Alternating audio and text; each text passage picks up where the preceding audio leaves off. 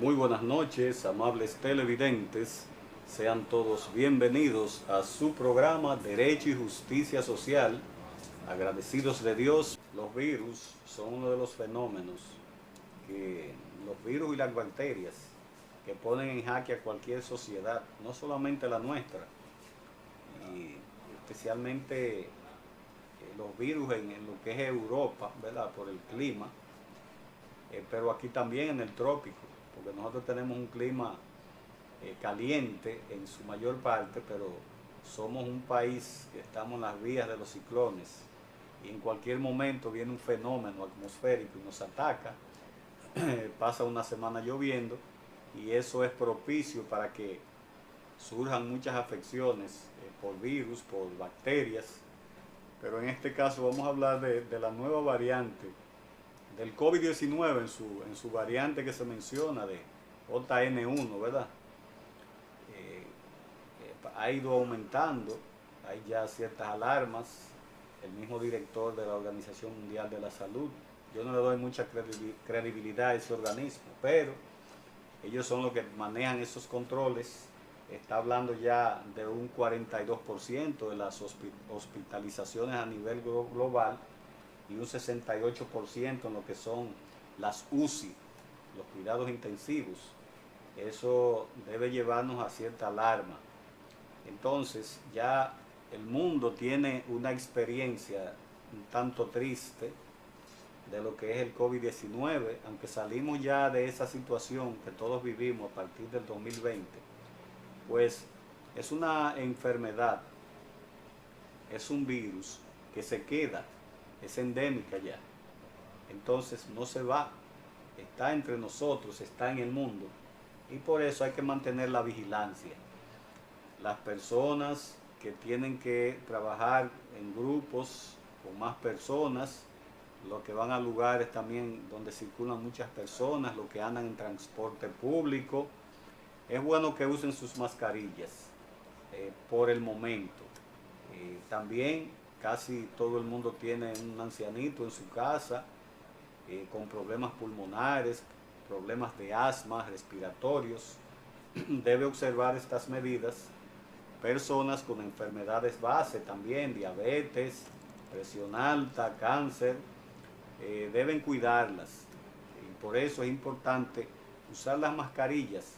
Y no solamente por el COVID-19, por esta JN1, esta nueva variante, sino que hay otros virus gripales que nos están asediando. Porque una gripe de esas fuertes que dan, mata a cualquier persona que tenga una enfermedad base porque afecta sus pulmones. Y ustedes saben de la importancia de los pulmones en el cuerpo, de la función que ejercen. Y más aún si la persona tiene otro tipo de enfermedad, si ya está en una edad avanzada, aún no teniendo una enfermedad base, ya a una edad avanzada donde usted ve que la respiración del anciano es un poco forzada y que le dé uno de estos virus, aunque no sea el COVID, pues lo va a maltratar y por ende va a maltratar a la familia. Todo puede suceder porque estamos vivos, pero hay que mantener el cuidado, hay que mantener siempre uno tratar de cuidarse y cuidar al otro. Hay personas que dicen, a mí no me importa, yo mi teteo no lo dejo, yo no dejo mi grupo de muchachos de la esquina, del barrio, porque a mí no me da nada. Bueno, quizá usted viva solo, pero eso es una irresponsabilidad. Y más a los que viven con más personas, personas con ciertas debilidades. Y usted, por no ayudarse ni ayudar a los demás, usted los infecte. ¿Cuántas personas murieron en ese tiempo, del 2020, 2021 hasta el 2022, por irresponsables que llevaban el COVID? Las personas, los ancianitos, los enfermos en sus casas, y ellos llevaron el COVID a la casa y infectaron a esas otras personas, a esos parientes, y murieron, y ellos vivos, muchos de ellos vivos, y siguen en la misma tarea de no cuidarse. No es tener miedo, no es andar paranoico, pero sí tener disciplina. Hay spots televisivos que educan al pueblo para lavarse las manos correctamente, la higiene que hay que tener, pero sobre todo esa protección de la mascarilla. Hay personas que evidentemente están estornudando, hay unas orientaciones también, como usted estornudar, ¿verdad? Poniéndose el antebrazo. Usted buscar todas las alternativas posibles a su alcance para cuidar al otro, cuidarse usted y cuidar al otro. Este virus del COVID,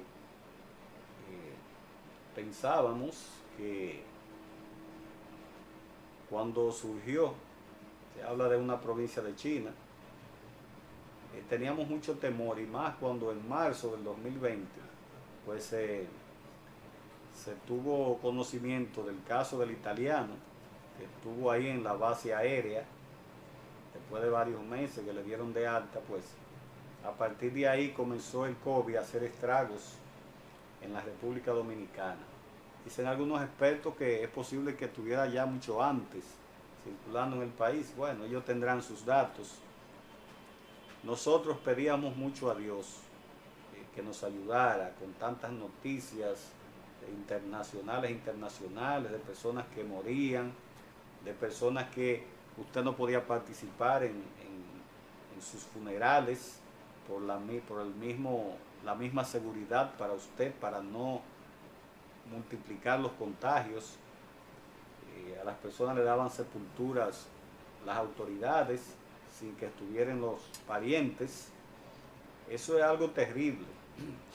Y pedíamos a Dios que nos ayudara pues a salir de esto, y Dios, como misericordioso que es, pues nos sacó de esa crisis. Nos ha ido sacando de esa crisis, pero poco hemos aprendido. Quizá prometimos cambiar mucho de nosotros, nuestras actitudes, nuestros comportamientos, pero aparentemente nuestro corazón, duro como una piedra, pues no nos ha permitido hacer conciencia de lo frágiles que somos, y de que no solamente el COVID, cualquier fenómeno de enfermedad puede matarnos, o hasta un simple accidente. La vida es breve y es frágil. Entonces, cada vez que hacemos un llamado de este tipo, no es algo del otro mundo. Usted no tiene que ir a un banco a sacar dinero, no tiene que ni siquiera de su tiempo, ni siquiera usted tiene que hacer una inversión ni siquiera mínima, sino es una actitud de responsabilidad. Si a usted le toca tomar el transporte público, pues si usted desea, en el trayecto hacia el transporte, pues usted puede ir destapado, libre, en el aire, en el viento, pero después que usted entra, usted debe protegerse, porque eso es amarse a usted, amar a su familia y amar a los demás que van en el transporte. Entonces eso es sumamente importante. Nosotros como nación siempre hemos pugnado de que las cosas buenas traen cosas buenas, y muchas de esas cosas que nos afectan van a ir mermando si todos hacemos conciencia de lo que nos concierne, de esa gran obligación, de esa responsabilidad de asumir las cosas que tenemos que asumir. Por eso tratamos ese tema tan importante de la familia, la conciencia en el desarrollo del ser humano. Eso es prioritario. Vamos a una pausa, retornamos en breve. Bien, amables televidentes, hay otro tema que siempre, desde ya que empieza a finalizar, que va finalizando el año, pues estamos pensando en el inicio del otro. Y este tema de lo que es la canasta familiar no es la excepción de los temas que se tratan a finales de año. El costo de la canasta familiar, nos creamos metas, nos forjamos metas. En enero voy a hacer una dieta, voy a rebajar tantas libras, voy a hacer mis ahorros para cambiar el vehículo, para mudarme a un sector, a un mejor sector, a un mejor lugar. Pero la canasta familiar, fíjense que el Banco Central, casi de una manera uniforme, a través de los años, va ubicando el costo, el valor de la canasta familiar en unos casi 50.000 pesos. Ahora está en unos 44.000 y tantos la canasta familiar, pero no importa que esté en 50, en 40, en 30, hay una realidad social en la República Dominicana y es una constante, que son los bajos salarios. El costo de la canasta familiar varía de acuerdo al país, ¿verdad? Lo que son los elementos alimenticios que se consumen, lo que necesita esa población, y entonces en base a muchos criterios, a variables, pues se saca el costo de la canasta familiar de ese país. En el caso nuestro, nosotros siempre hemos hablado también de lo que es el aspecto nutrición, que es un asunto hasta constitucional, la nutrición de un pueblo, la nutrición en este pueblo. Y hemos hablado también del impacto que tiene una nutrición deficiente en el organismo humano. Y traigo a colación, usted recorre la mayoría de hospitales y clínicas privadas, centros de salud, y están todos abarrotados, llenos de pacientes, de personas buscando salud. Y entonces esto unido a una deficiente carnetización de seguros médicos, porque el gobierno pues anuncia de que se han dado más de 7 millones, ya más de 7 millones de personas tienen un seguro médico, pero no es suficiente, porque cuando usted va a buscar el servicio de salud le van a cobrar una diferencia, porque ese seguro no cubre en su totalidad lo que usted necesita. Usted puede conseguir un análisis que también le cobran 1% en las pruebas que le mandan a hacer. El hecho es de que hay que hacer una inversión. Ahora, esa inversión, si el Estado la hace, insistimos también en la producción interna de alimentos por eso. Nunca un pueblo puede descuidar su producción interna de alimentos para lograr que ese pueblo mantenga de dónde echar mano, de dónde nutrirse a bajo costo. Y eso tiene que ver con la canasta familiar. ¿Cómo es posible que pensemos que un policía, un guardia, cualquier militar, vamos a poner de coronel para abajo, pueda cubrir una canasta familiar de 44.000 pesos o 45.000 pesos? Y entonces con una educación muy deficiente, de parte del Estado al pueblo, porque la gente dice, bueno, yo me como 3 huevos en la mañana, 2 plátanos, al medio de un poquito de arroz, pollo, y al otro día lo mismo. ¿Eso es nutrirse? No. El Estado, a través de los gobiernos, tienen la obligación de educar al pueblo en lo que es la nutrición. Esto nada más no es dando un costo de una canasta familiar, porque también hay productos agrícolas muy nutritivos a precios cómodos que usted puede combinarlos, pero la gente no lo sabe. A la gente no se le induce, no se le educa. Y entonces vamos a un supermercado, a un mercado, pero más un supermercado, que es lo que se presenta más atractivo para el consumidor, porque dice, ahí hay de todo. Y allí compramos lo que esté un poquito más barato, no barato, porque solamente por el precio, vemos el precio y lo compramos. Y tenemos que repetir ese mismo producto 2, 3 y 4 días en la semana. Eso primero ni es canasta familiar, ni son elementos nutritivos. El asunto de la canasta familiar, como dije anteriormente, es un estudio que se hace de lo que necesita ese país, en el caso del nuestro, de lo que realmente necesita la población para nutrirse. Lo sabe el pueblo, qué necesita, cuáles son los elementos, qué se produce aquí, qué Dios permite que se produzca aquí para usted nutrirse. Usted está ingiriendo los minerales, los carbohidratos, las proteínas que necesita su cuerpo. Todo eso tiene que ser observado por el gobierno, por el Estado. Y entonces acomodar esta canasta familiar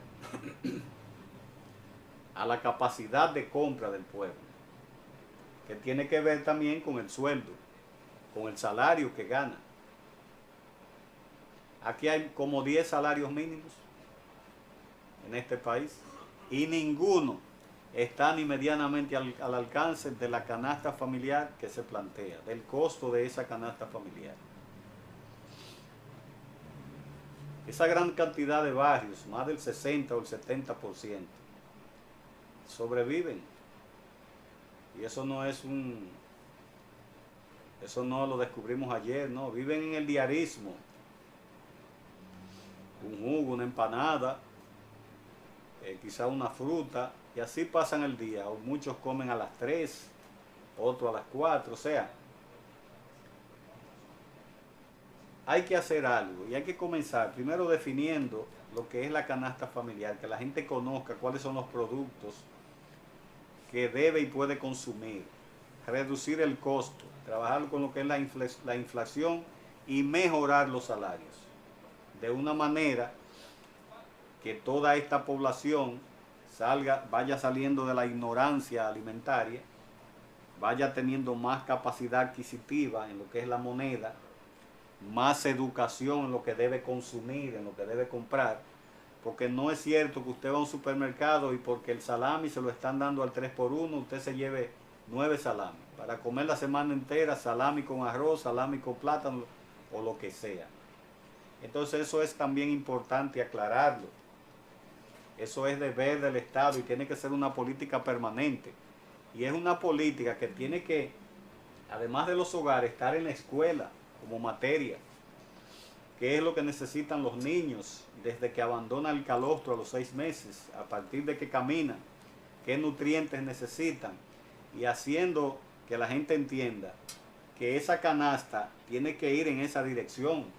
No es usted gastar los 44,000 o los 45,000 pesos en los intereses empresariales, especialmente en los supermercados, y también orientar al pueblo de qué productos a usted le convienen y debe comprar, por encima de esos intereses privados, por encima de esos que aunque paguen impuestos, pues tienen también un deber como con el pueblo, que es el deber de los productos económicos de acuerdo a su precio y también de respetar y ser justo con el pueblo.